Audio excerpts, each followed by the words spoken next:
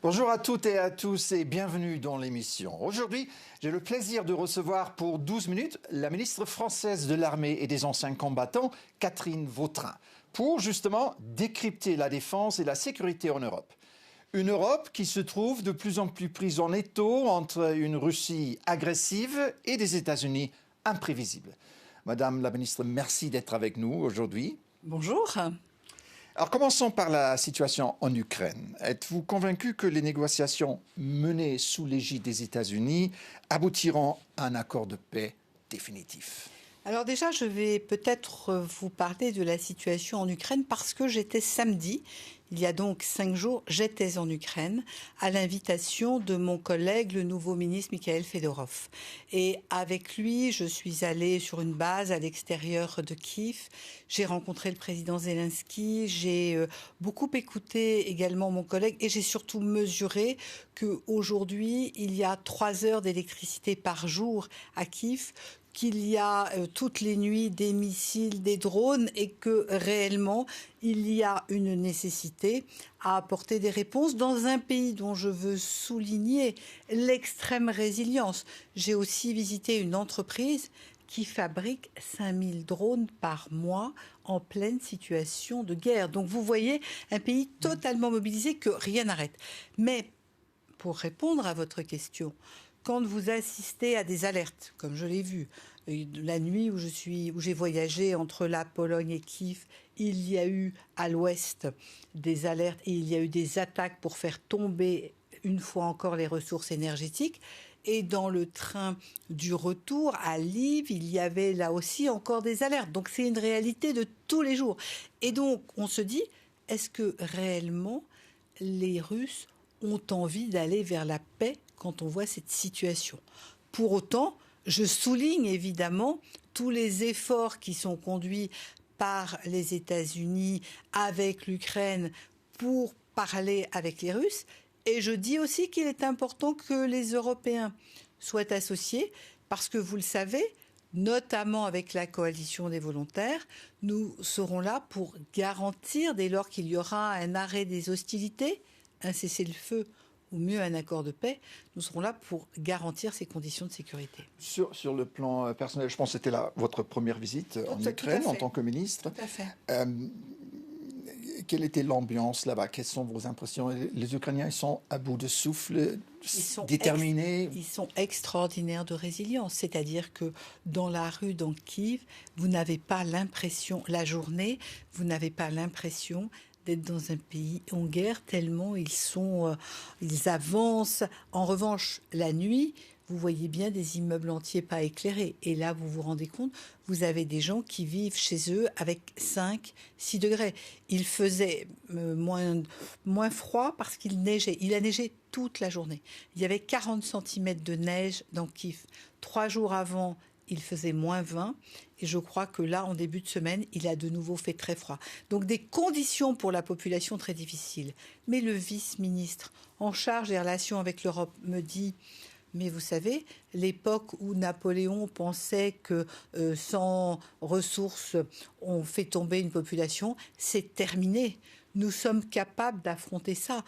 Les gens assument cette situation. Et vraiment, je veux souligner la très grande résilience de la population ukrainienne.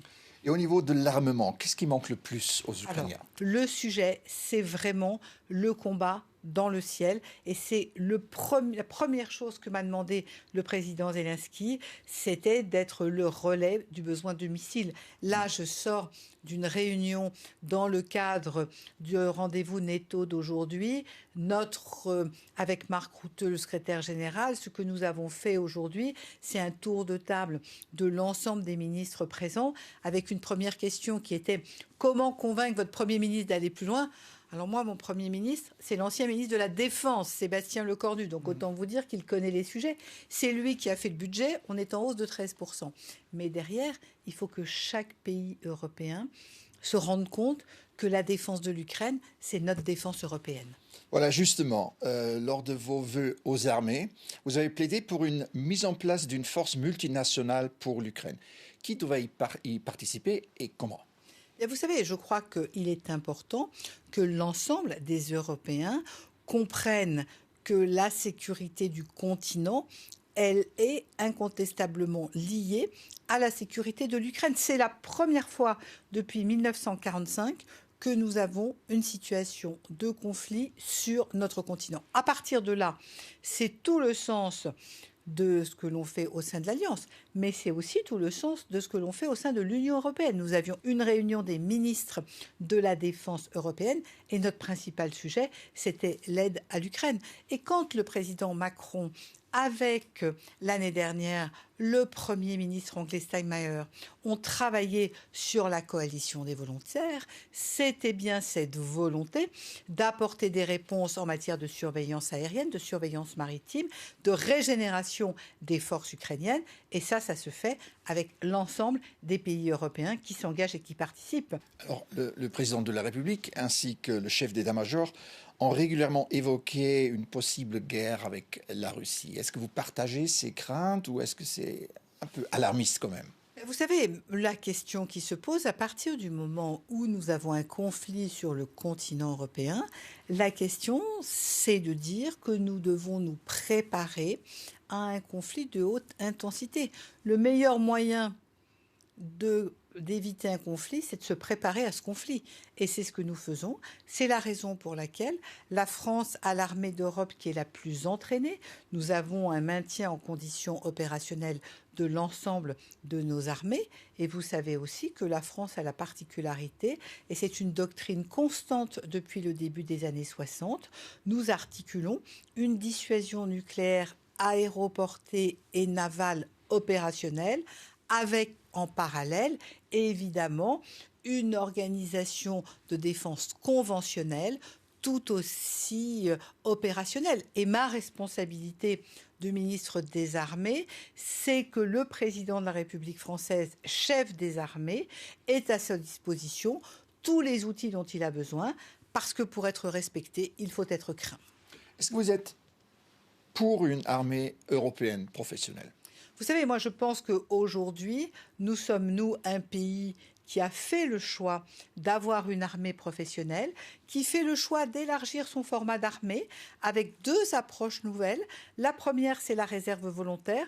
Nous avons 50 000 volontaires qui viennent périodiquement apporter leurs compétences. Ça peut être un journaliste qui va faire de la communication, comme ça peut être un boulanger qui va venir faire du pain, ou un cyber qui va venir participer à la réflexion sur le conflit de demain.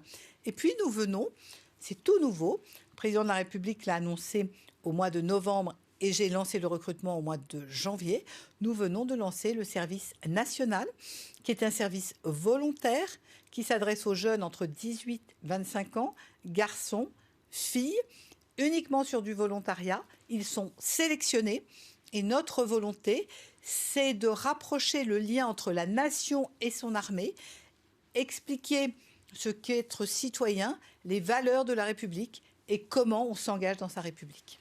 Est-ce que vous êtes d'accord avec le secrétaire général Mark Rutte qui a dit que la défense en Europe ne sera pas possible sans les États-Unis ? Moi, je crois que ce qui est important, c'est que, incontestablement, l'Europe porte sa sécurité. C'est ce à quoi nous invitent les États-Unis. Pour autant, les États-Unis sont nos alliés. Notre histoire en France avec les États-Unis, elle a 250 ans. Donc nous sommes d'abord des alliés, pas toujours totalement alignés, mais en aucun cas des alliés, et des alliés qui ont capacité à travailler ensemble. Alors, on a beaucoup parlé récemment en Europe du moteur franco-allemand qui est au ralenti à peu près. Et au niveau d'armement, le sujet qui fâche, c'est le fameux SCAF, le système de combat aérien du futur, projet phare de la défense européen. Alors récemment, le président Macron a dit que le projet n'est pas mort, mais il ne semble pas très vivant non plus. Alors, où en est ?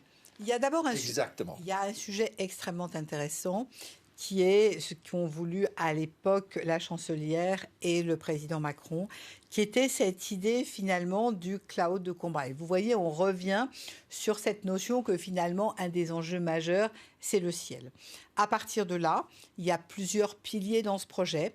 Et s'il y a un sujet qui pose effectivement des difficultés, c'est le sujet du porteur, sur lequel il y a, au moment où nous nous parlons, des difficultés entre les industriels sur ce porteur, les uns estimant qu'il y a un secret industriel fort, les autres considérant qu'il y a nécessité à pouvoir partager un certain nombre de données. Ça, c'est le sujet autour du porteur. Derrière, il y a un travail qui se fait autour du cloud de combat, où là, les industriels ont trouvé les voies et les moyens de travailler ensemble. Notre responsabilité, ma responsabilité, comme celle de mon collègue et ami Boris Pistorius, c'est de regarder comment nous pouvons avancer, parce que moi, la certitude que j'ai, c'est qu'on a besoin d'avancer sur demain une réponse en matière de cloud de combat. Comment mieux organiser la défense en Europe sans les États-Unis? Alors, on a beaucoup parlé sur la position de Donald Trump. Est-ce qu'il va abandonner l'OTAN? Est-ce qu'il va se retirer ou affaiblir sa position au sein de l'OTAN? Quel est votre sentiment? Vous savez, ce matin, M. Colby était parmi nos travaux. Son discours ce matin n'a pas été de nous dire qu'il partait. Son discours a été plutôt de nous dire qu'il y a une nécessité que les Européens prennent la responsabilité première de leur défense et que les États-Unis seraient à leur côté. Ce qui veut donc dire que nous avons en responsabilité à assurer notre défense, ce qui n'empêche que les États-Unis peuvent encore être à nos côtés dès lors que nous montrons notre volonté à porter cette organisation de la défense européenne. Donc je crois que vraiment, ma conclusion de ces 2 jours, c'est vraiment de dire message reçu et nous sommes en train de travailler sur le sujet. Belle conclusion, Madame la Ministre. Merci beaucoup de nous avoir rejoints. Merci pour votre accueil.